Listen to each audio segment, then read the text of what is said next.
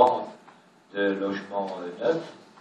Et donc, pour essayer de faire en sorte qu'on n'ait pas un effondrement des ventes, et qu'on continue évidemment à pouvoir faire accéder un certain nombre de gens à la propriété, eh bien nous avons décidé, avec les promoteurs immobiliers, de donner un petit coup de pouce à l'accession à la propriété, au logement abordable.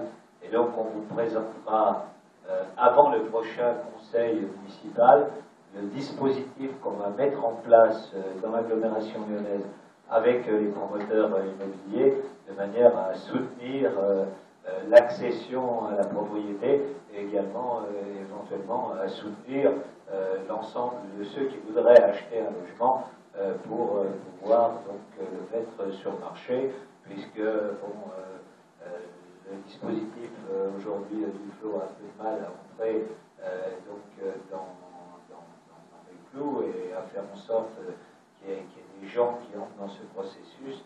On va donner un petit coup de main de manière à ce que sur Lyon, on n'ait pas une chute du logement libre, puisque évidemment, quand on vous dit tout à l'heure 4800 logements, c'est une autre moitié qui est évidemment des ventes de logements. Et donc il faut que cette partie-là continue à être importante pour qu'on ait nos objectifs d'à peu près 9000 logements par an, donc la moitié d'accession et la moitié libre, ou à des conditions en tout cas qui permettent à beaucoup de Lyonnais de pouvoir se loger.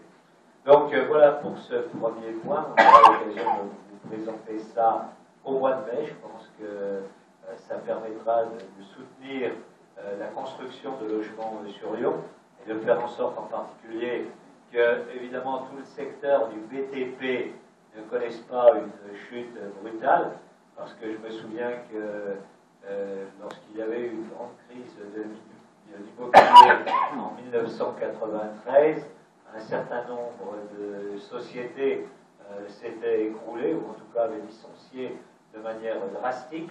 Et ensuite, lorsque l'on avait récupéré, il y avait eu beaucoup de mal à retrouver les personnels, les ressources humaines pour reprendre la production.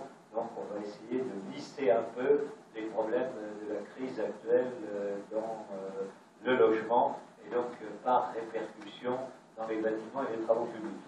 Voilà, si vous avez des questions sur ce premier point. Autrement, on passe au deuxième point, M. Kimmelfeld, sur Lyon et l'entrepreneuriat, qui est pour nous comme une seconde vocation. Merci, M.